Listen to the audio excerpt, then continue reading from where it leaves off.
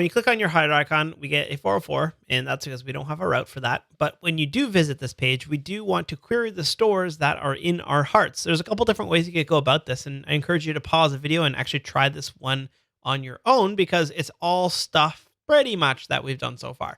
So let's open up our index.js for our routes, and let's add a new route for getting our store. So we'll say router.get.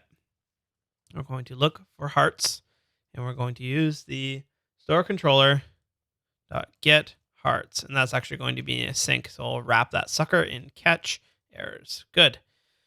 Next up, what we want to do is open up our store controller. Again, go to the bottom, make a new method called exports.getHearts. Now, there's actually two ways we could go ahead in finding all of these stores. We could either query the current user and call .populate on their hearts. And what that will do is it will just get the user and it will populate all of the hearts. Or we can query a bunch of stores and find those stores whose ID are in our current heart array.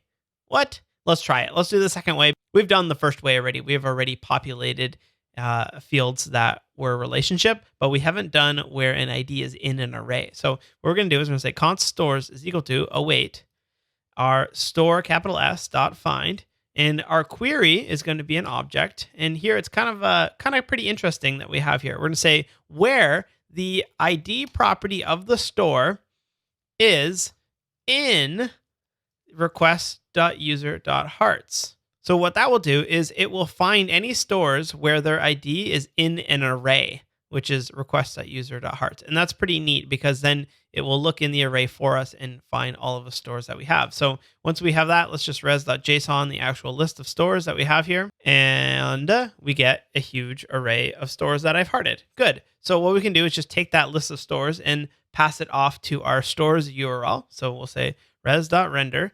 And we have a stores layout already. We don't need to make a new pug file for this. And the title is going to be hearted stores. And we need to pass along our stores, which we just found. Or again, we can just pass it as stores.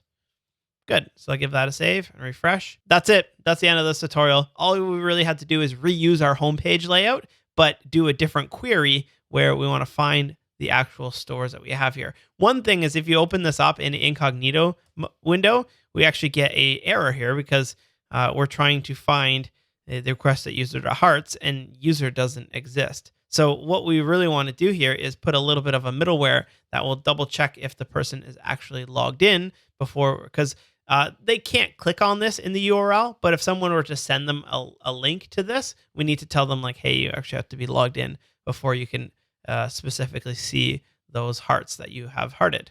So what we'll do is we'll go back to our index.js here, and we simply just say auth controller.isLoggedIn. So first check that they're logged in, and then we will go and get the hearts.